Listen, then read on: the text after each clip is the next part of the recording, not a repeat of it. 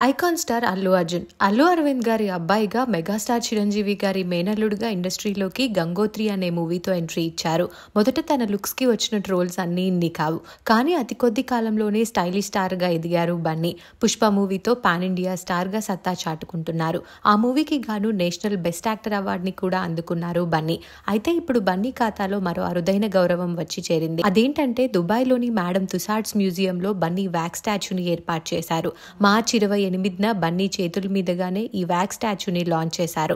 ఈ ఈవెంట్ కి అల్లు అర్జున్ తన భార్య పిల్లలతో కలిసి వెళ్లి సందడి చేశారు. పుష్పలోని తగ్గేదేలే ఫోజ్ తో ఉన్న ఈ statue same to same Bunny లాగానే దింపేశారని చెప్పాలి.